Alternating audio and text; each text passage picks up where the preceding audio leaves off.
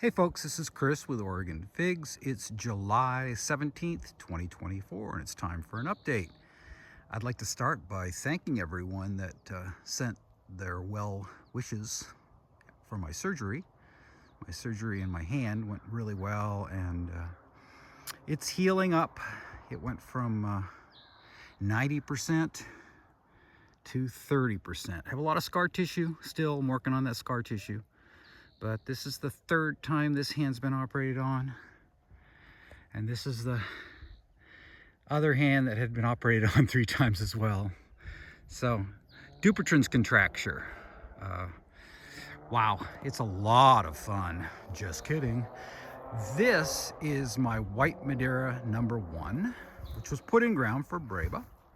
Potential Breba, I should say. I've never had a Breba off of it.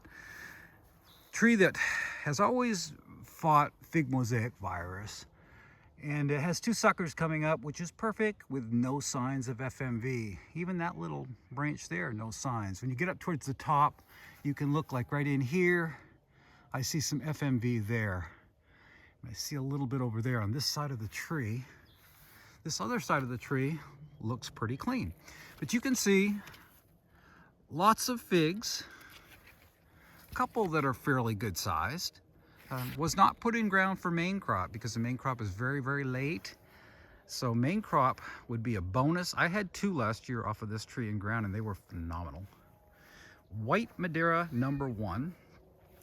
It was found by a gentleman by the name of Tam, and my buddy Steve back in Maryland, who has a YouTube channel, Go Figure Farm, kept it going and kept it alive. And there were several that Tam found. One was the #1. So that's why we have to keep the #1 with white Madeira, and we can't take that off and just call it white Madeira because there was more than one. This is my crows that went in ground this year, and what an aggressive grower this thing is. I'm gonna get main crop figs, and it just went in ground, oh gosh, what, maybe a couple months ago. So yeah, this is in its 3rd leaf from a cutting from my mother tree. And this is a very aggressive growing tree. Very, very clean growth. Impressive. I'll get a couple figs off it. Just went in ground. So this was grown out in a 4x4x9 tree pot. I started it from a cutting. And that first year, I transferred that tree from the tree pot to a 7-gallon pot. I skipped all the incremental steps of up potting. You can get away with that with figs because they're subtropical and their root system grows like crazy. I wouldn't advise doing that if you're trying to grow a maple tree or a deciduous tree. Follow the steps that are generally regarded in growing as do incremental up pots. But in figs, for me, it's a waste of time.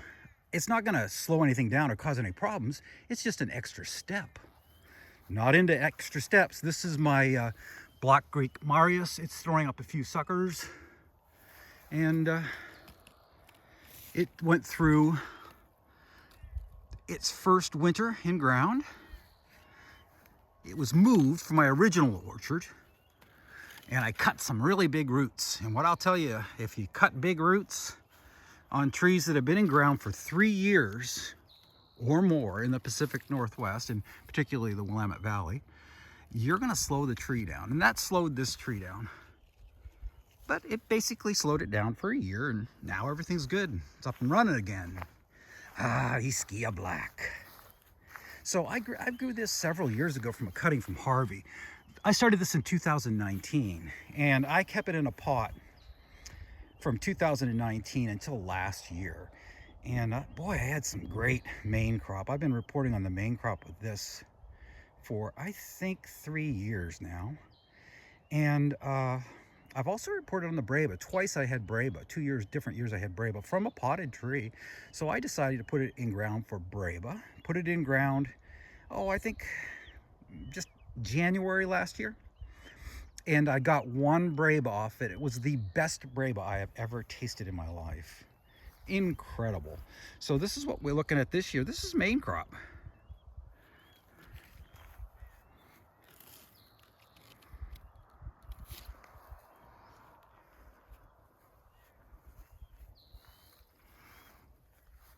So I've reported that this is a mid-season fig. And how I came up with that is when I grow in pots, I generally work my way from the 7-gallon, tree pot 7-gallon, and then into 15-gallon. And I have all my pots in a favorable microclimate. I start them on my deck and then I pull them off the deck when it gets really, really warm. So everything's growing next to each other. So I can tell which ones are early, mid-season, or which one's a mid-season, which one's mid-season late, and which one's late, because the playing field is level between all the trees. So if you're giving your trees a head start, any kind of head start, whether it be in the garage, whether it be under lights, it's hard to determine which is early, mid-season, or late, because you can't compare it, because sometimes the playing field isn't level. So it's hard for someone just starting out to say, oh, I think this is an early tree, when they really have nothing to compare it against. You have to be able to compare it against other trees to really truly understand what is early, mid-season, or late. So you're going to have to take some time and be patient before you can really know what's early, mid-season, or late. Or you can take the advice from somebody who's been growing it for, what did I say, 2019 on that one? So we're looking at 5 years. You can take the advice of somebody who's been growing it 5 years and watched it, right? There's lots of advice out there from people that have experience, that aren't guessing. This is Col de Dama Blanca Negra. I think those are too small for this year. This just went in ground too, but it's a larger tree, as you can see. I love putting these big trees in ground because they just absolutely crank. We're going over to Campaniere. This is a really good fig. It's a great fig for the Pacific Northwest because it's really prolific. And let's look at it.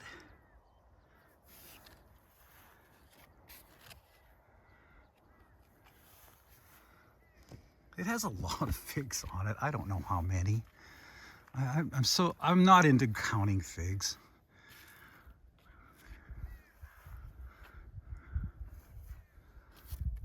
It's just absolutely loaded all the way around the tree. So this is a great choice for the Pacific Northwest, the Willamette Valley in particular, because it's doing this 5th year grown, and it's going to ripen most of these, not all of them. It'll start to put on some really small figs. So what I'll do is I will take some of those small figs. You can see right there. I'll take them and I'll just pinch them off with my fingers, because those really small ones won't ripen.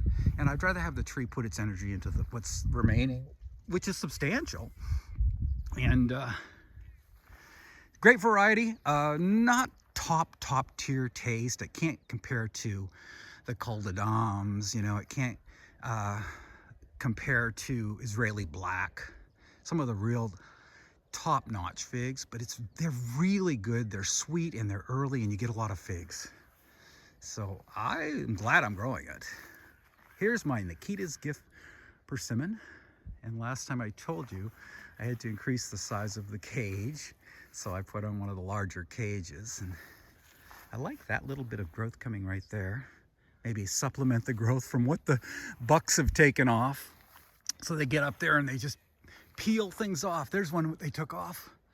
They get up on their hind legs and they just grab them and peel them, and then they don't eat the persimmon because it's not even anywhere near ripe or big even, and they don't really eat the leaves. They're just being naughty. I was watching them this morning. There's 2 bucks that hang out together, and they were up on their hind legs on the apple tree, helping to thin my apple tree. As I said, I try to grow with nature and allow nature to coexist. What a beautiful day. Overcast. We've had some incredible weather here in the Pacific Northwest. Eugene has had 5 consecutive days over 500, over 500? No, over 100. If it was over 500, we would be living in a whole different place, wouldn't we? No, over over 100 degrees, 5 consecutive. So we do get 100-degree days, but we don't generally get them consecutive. That was the first time in history Eugene's ever had 5 in a row that were over 100 degrees. And we've had lots of 90s, so it's been really good growing weather. This is Corky's Honey Delight. Really big figs. They're huge. They're not swelling yet. They're just big. On Corky's as well as Desert King, you can tell when they start to swell. You'll see a little bit of yellow start to happen as they're swelling. So really loaded with Breba. And this is main crop up here. And some people say this holds. They dropped for me last year.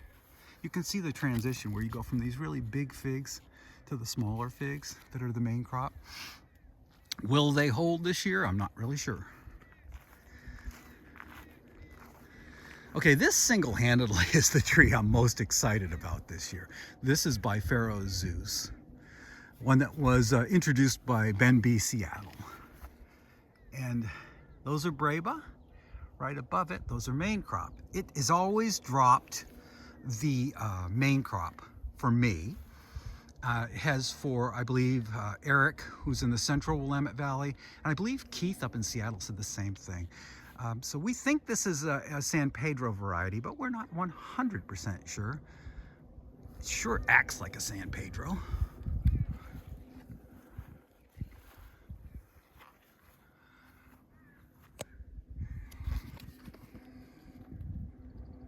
It's a good sized fig.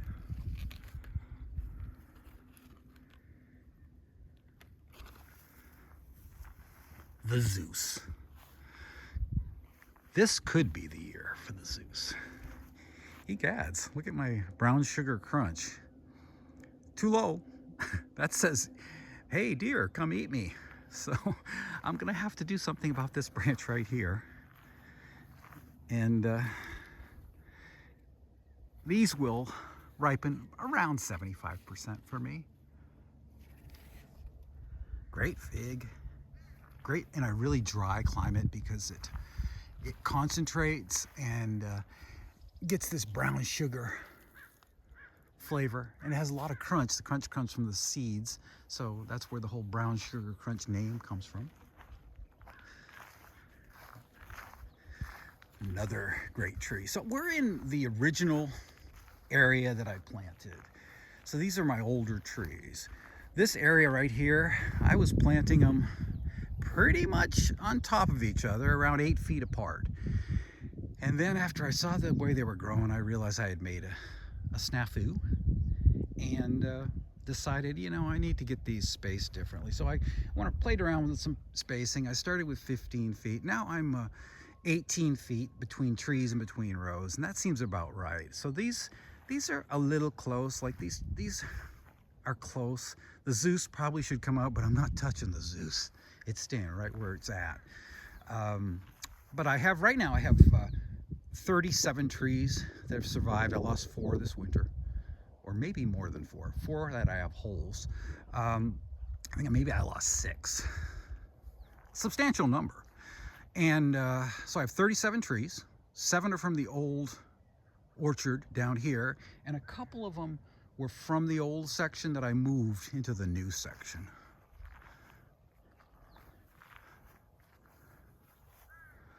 Can you guess what that is?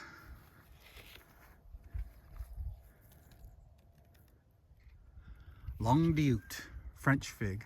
And now here's something kind of interesting. One here is, it's turned into a home for that spider that just took off.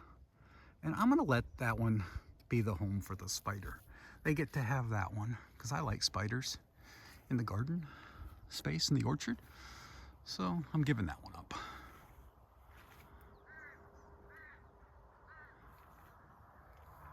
Wonderful variety for the Pacific Northwest. As I've said, you'll get the Breba crop, which are big, and even if you have a few drop, it doesn't really matter because they're so big they add up to a lot of poundage.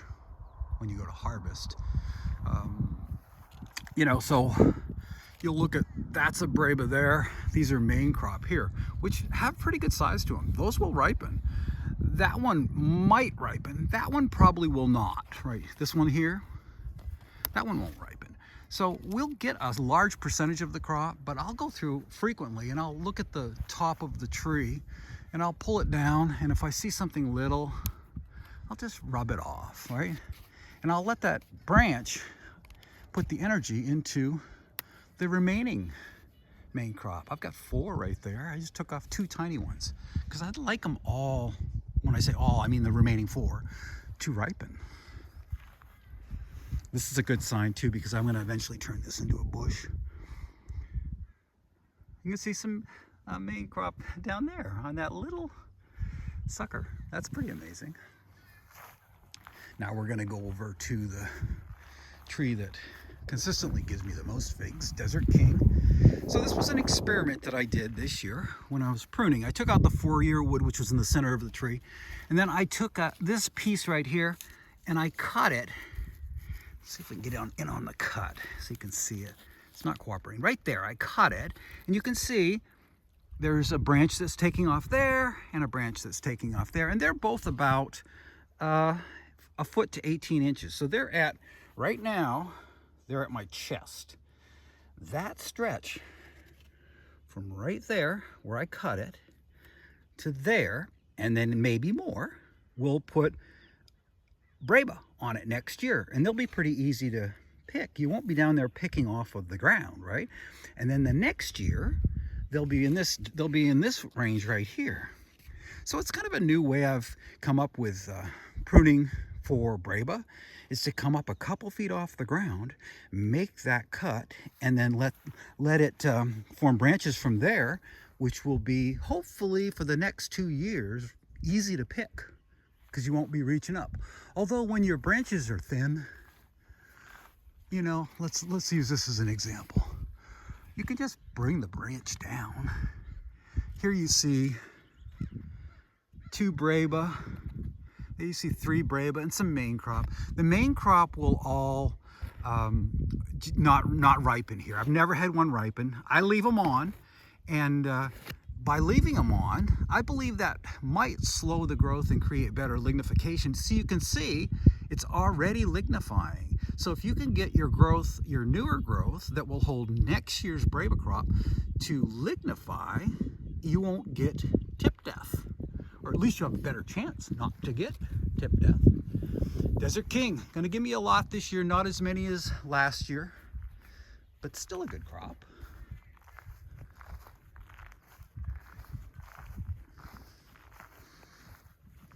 So you can notice how the grasses are starting to dry out.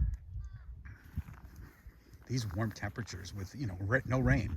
We had, I think, a couple of drops on the window last night. I did see a couple drops. It wasn't measurable. So we're in that period where we could go from now to the middle of September without any rain. This is LSU Huye. What I notice about this is new growth from here to here. That is about 20 inches. Finally setting a few little figs. They're very small. So this has only spent 1 winter in ground. From what people have been saying, it's fairly early. It won't be for me this year because my tree is so young. Nice looking tree. LSU Huye. If you want to remember how to say it, the word who are you? And yay, yay, my team just won. Huye. It's really pretty easy. If you want to say that in English, it's Hollier. I've stopped watering the trees that died to the ground and realized that I'll just put a new tree in here next year. This was Lampia preta.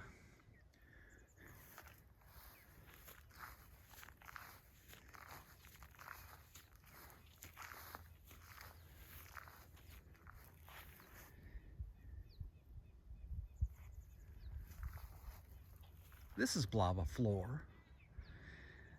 Sounds like a really good variety. Not many people are growing it. Big Bill at Off the Beaten Path Nursery sells the cuttings for really a reasonable price. And that's where I got my cutting. Shout out to Big Bill.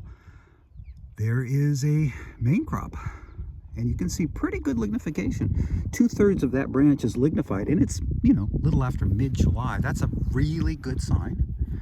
Let's see, when did I start this tree? Oh, there's my tag over there. 2022, so it's in its 3rd leaf. And I grew this out from a cutting in a 4x9-inch tree pot. Went into 7-gallon in year 1. Went into, stayed in 7-gallon in year 2. Went into my garage. I was gonna say this one got a head start, but no, this one didn't. I didn't give this a head start. This one came right out. Most of them that were in the garage got a head start. Let's look at one that got a head start in the garage, and I think it's in its 3rd leaf as well. That's why I love growing them like this. I mean, look at the size of the tree I'm getting in the 3rd leaf. Now I'll check the tag and it'll show me it's in the 4th leaf, just to prove me wrong. Nope, 3rd leaf. Lots of fig mosaic virus on it, and I don't expect this next year. Yeah, this one in, and it is fighting FMV in the beginning. That's very common here. Look at how thick that growth is, though, and nicely lignified. So that scaffold from right there up to there is about 16 inches, and I would say half of it's beautifully lignified. So this should fully lignify this year and not have tip death. That's why I love that whole technique of using the 4x9 tree pot, going to 7-gallon in year 1, and keep it in 7-gallon in year 2, and then putting it in ground then, rather than trying to put a smaller tree in the ground. It's not that a small tree can't survive in the ground, but in many cases, if you don't get good lignification, you're gonna need to protect it, and I don't have time to protect figs. You know, that's the beauty of the Pacific Northwest and the Willamette Valley, is that you can grow in a way where you really don't have to protect them. I don't want extra work. I have 37 trees in ground now. Though I'm retired, I'm 66 years old, and I don't really want to bring on a ton of extra work. This one I'm really excited about. This is I-376, Italian 376. And if you look in there, kind of funky looking, but it looks like it wants to color. That, I've seen that, and then I've seen the figs just drop. So this just went in ground. It has 2 Breba on it. One down there, and then it has 2 main crop. Now the main crop might ripen. I'm not too keen on those Breba ripening. Don't think it's gonna happen properly. It's really hard to get good Breba off of really young trees. Let's go up the hill to Gris de Saint-Jean. St. John Gray. Word by word, it's Gray of St. John. In ground for Breba, not much growth, right? Fat growth though, and lignifying. I'm okay with that when I just put a tree in. If it's got fat growth, it's generally gonna lignify. It's all about, right now, these leaves grabbing that sunlight, that photosynthesis, reaching down, pulling from the roots to create transpiration to keep those leaves wet. And as it pulls from those roots stretch out. That's what you want when you put a tree in ground in the beginning. You really don't want figs. It sounds crazy, right? But you want growth, not figs. Okay. This is Roja from Ponds. I've had the Breba off of this. It's wonderful. It just went in ground this year. Has a little main crop there. So same principle with this one. You know, it's got some really nice green growth. That is making those roots stretch and the tree dig in. That's what you want. You don't want figs in the beginning. That's a bonus if you get them. All right, now we're coming up to my worst growing tree in my orchard. It's called San Biagio. It's Italian, it's from Pomona Gardens, and it had a twisted, contorted growth right there that I just took off. I didn't want to continue that. Has a lot of this on it. Fig mosaic virus with twisted leaves. Still not a healthy tree. The newest growth still has the yellowing of fig mosaic virus, but looks better. And one good thing, this branch lignified about 80%, this one about 50%. So I think that will all lignify this year. So right now, this tree, it's not about figs, though I do see one, which I don't even want to bother to have on there. I want this tree to dig in, go through another winter, second winter, and snap out of it. It needs to snap out of it. Kind of like a lot of us, that tree needs to snap out of it. Angelito, California seedling, found by Doug, Blue Malibu. Super nice guy. And very nice lignification. That's what I'm not worried about figs here. I like that nice healthy growth, getting thicker. The growth now is thicker than the growth earlier. Excellent, excellent. Just walk away from the tree, let the tree grow. Don't try to influence the tree any more than water. And I did give him Jack's Triple 20 here a few days ago. I supplement my first and second year trees with Jack's Triple 20 twice a year. And they have a ton of composted manure in the hole. They have a full 1.5 cubic foot bag of composted manure in the soil. This one, probably my second worst looking tree. Algerina Blanca. Earlier fig. Great lignification. Just needs to survive. That's all I want this year, is just to survive this year and make it through the winter. There's a nice little sucker. This is Bill's Communa. It's supposed to be a smaller fig. That's an early fig. It goes back to the forum Figs for Fun. And Bill was gracious enough to send me out a tiny little tree of it. And it looks good.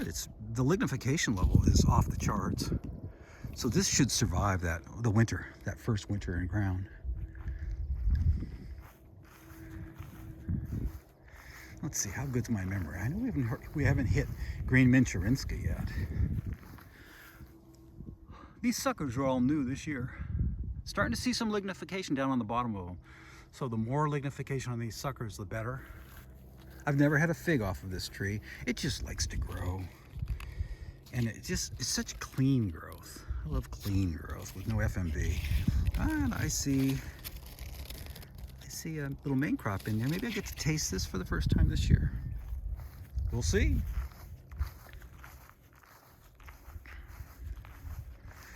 I think this, how's my memory? I think this is Fico Secco, if I'm not mistaken. But I'm gonna double check. Oh, I've got it written. I've got it written on the tree, right down there. How convenient is that? Oh, there's my tag too. So this is in its third leaf. Fico Secco, not the best, probably the third worst growing tree in my orchard. Has a couple main on it. Not very impressive.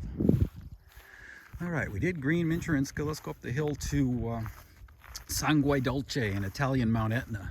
Means sweet blood. So this is one that was in my original orchard down there. And when I realized I had planted too close, I ended up putting it up here. Boy, when you take a tree that's been in ground 3 years, you do some serious cutting on the roots, right? So these trees don't have tap roots, but what they have are 2 or 3 roots that act like tap roots, right? They really go down deep. And if you're growing in a dry climate, they go down really deep in 3 years. So you can't really take them out and save the whole root. Your root ball would be the size of Texas. So you can't dig it without cutting the roots. When you cut the roots, you slow the tree down about a year. So now it's been slowed down, and now it's starting to kick in gear again. Wonderful fig, occasionally tastes a little bit like blueberry. Just to look like a little bit of a taste component in the berry flavor. Sangue Dolce, glad I have this Etna in ground. And we're gonna go up the hill to Smith. The tree that I keep reporting the facts on. I keep explaining that a lot of people around the country, it takes forever to get figs off of Smith. This Smith was started, bear with me, in 2018. So it's an older tree. I grew it in a 10-gallon pot on my deck, and it got really root bound really fast. And I finally put it in my orchard, the original plantings back there, and had it over winter 1 year. It grew 1 year, and then I dug it up and cut some big roots and brought it up here. And that's kind of slowed it down, and that's added to the whole equation where it didn't create figs very fast. But now it's beginning to. That's a strange looking spider that is. It's kind of an albino looking thing. I've got some small figs. I think for me to be eating a lot of Smith, we need to have a great October like we did in 2022. They're little, but they're there.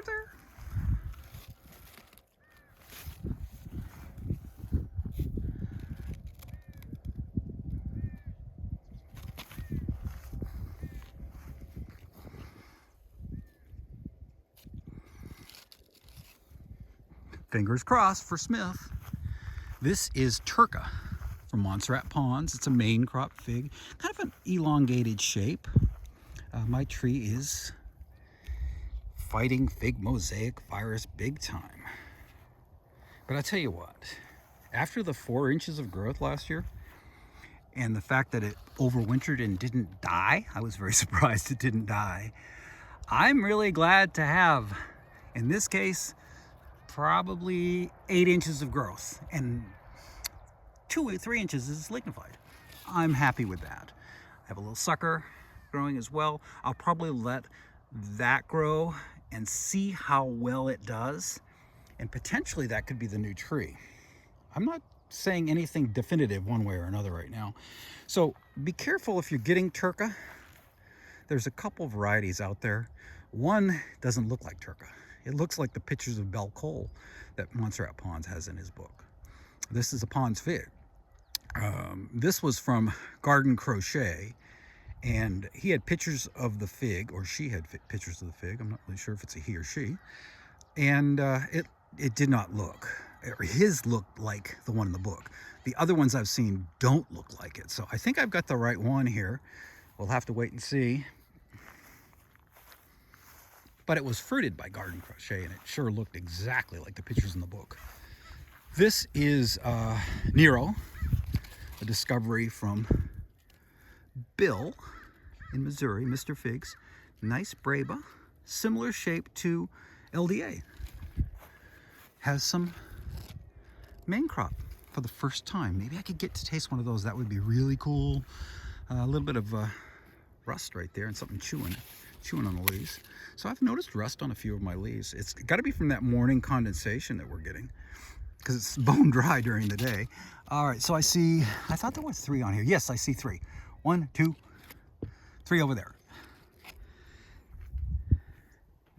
This was found by Bill in Missouri, in a big box store in Missouri, and the name was simply Nero on it when he bought it.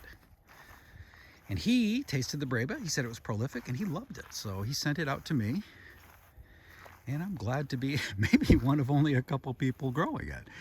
All right, this is Sant Martina, and a little bit more of that rust. Just tons of growth. I don't see any figs. Lots of growth. It's a Ponds variety. That's a main crop only. Sure, I wish I'd see a sucker on it, because I see some things going on at the base. I always see that cracking, and that always makes me a little nervous. That cracking can lead to bad things.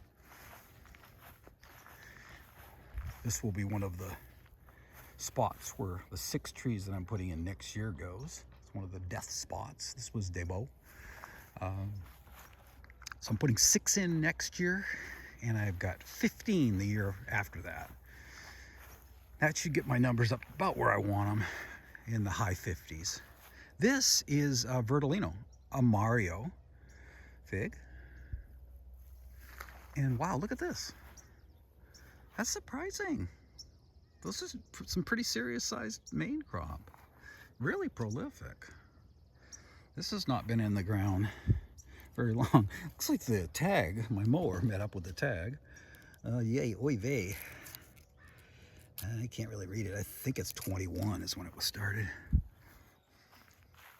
Now this next tree, this screams Pacific Northwest. This is a discovery that Ben B in Seattle brought to the fig community. It's called Vincenzo. It is a fig that produces both a Breba and a main crop. I've had both. They're really good.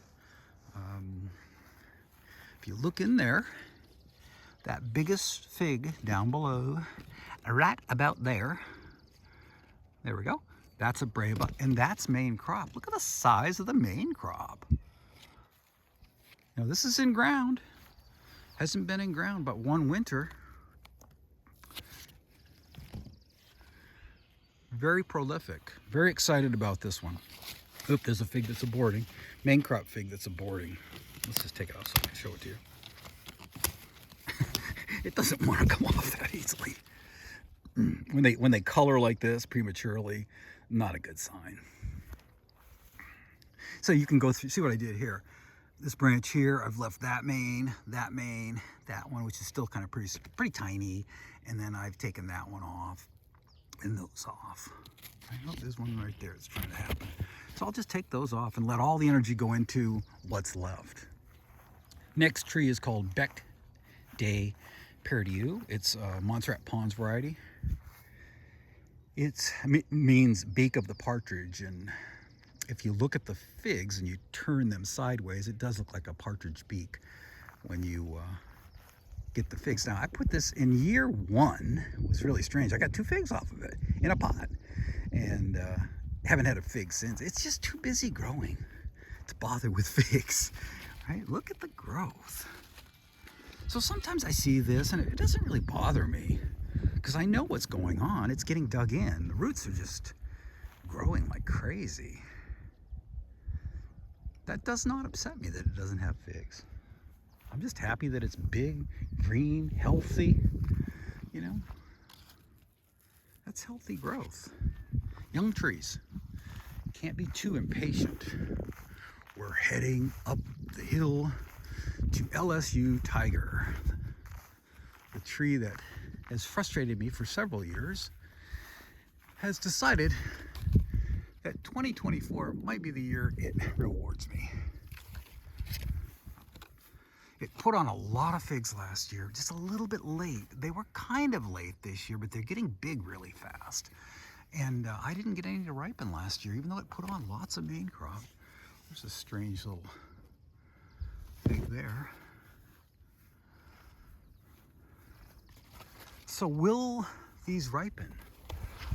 Does it have huge, beautiful leaves? Yes. Does it have lots of figs? Yes. Will they ripen? Not really sure. All right, now we're looking at Italian 258 in ground for Breba, not for these little main crop figs, but for Breba.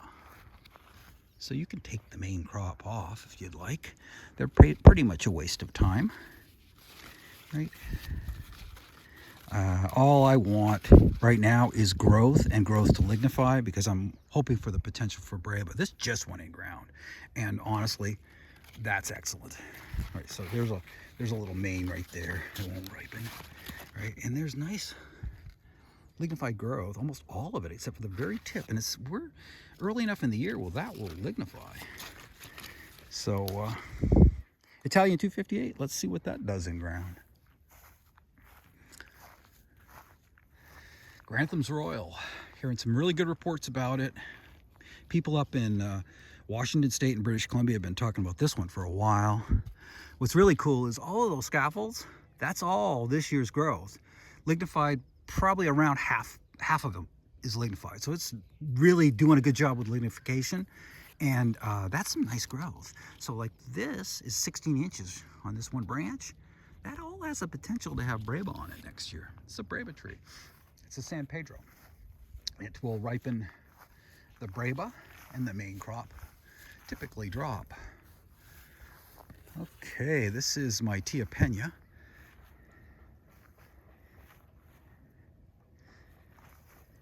Putting ground for potential Breba again.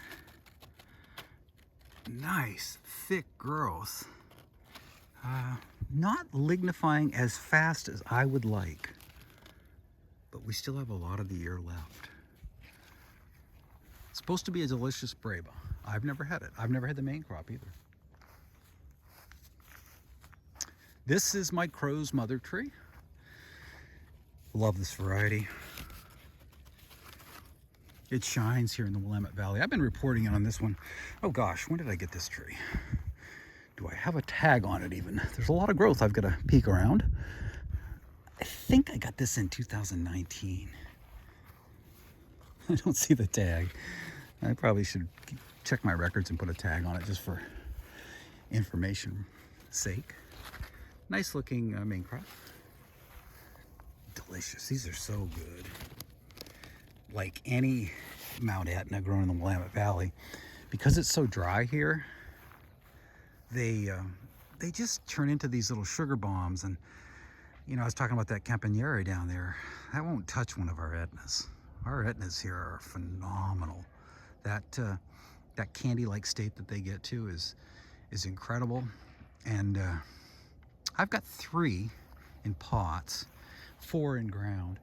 And if you came and visited me in September and we were out on my deck, I tell you what, I'd pick a red Lebanese Baca Valley for you that was perfectly ripened, a BI 39, and a Sal Miguel Rocho. And I'd put them on the table, and I'd challenge anyone to tell me which one is which. When they are perfectly ripened, they're all so similar, it's not even funny. So don't get hung up on which one to add. Just make sure you have a few. At least one. If you're here in the Pacific Northwest and the Willamette Valley, get one. They're great. Last tree. So this is another Celeste type called the One. It's also from Bill in Missouri. And it was doing that heavy cracking at the base. And I decided to cut it off. And pretty good growth, really. I don't see any lignification though, and it's small to the ground. So, you know, if I was going to keep it, and I'm not sure if I'm going to, I really would have to protect this somehow. And you know me, I don't like protecting figs. It's kind of survival of the fittest out here in my orchard. And it's a harsh climate in the wintertime, right? You got winds coming up from the lake, and then the wind chill factors in when it's really cold. So it's a difficult place for young trees to survive. And it's not that you can't get small trees to grow in the Willamette Valley. If you have a protected backyard with a fence, plant them in the fall, feel free. I still don't think it's the best practice, but you can plant them whenever you want, and they'll survive. And if they survive, just like my DK, I knew nothing about growing figs, and it died to the ground, right? And it died to the ground again, and it survived in spite of me. And it's now putting out the most figs I have. If you give a tree age, it will reward you.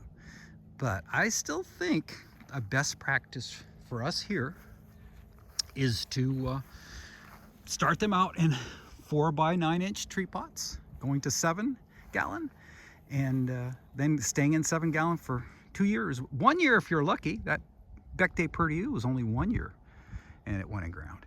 So it's just it's depending upon your individual situation. If you've got time to baby trees, you could put them in ground earlier. I don't really want to spend any more time because I'm spending a lot of time, which I enjoy doing, but I'm still spending a lot of time in my orchard. I don't need to increase the tasks, right? Who wants to do more when you're already doing a lot?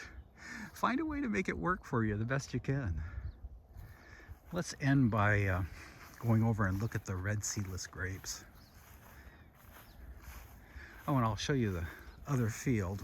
People say, how many figs are you going to put in ground, Chris? And I could put a lot in ground, We own this field. And let's see, those are the does over there. Those are 3 does. We get visited all the time. That's why I cage my trees. The does aren't as bad as the bucks. The bucks are obnoxious. They really are. When they're going after my persimmon and they're not even eating the vegetative growth and all they're doing is being naughty, they make me angry. Look at that little baby ladybug. I don't know if you can see it. Oh, there it is. Look how tiny that thing is. I don't know if I've ever seen one that small. The grapes look really good this year.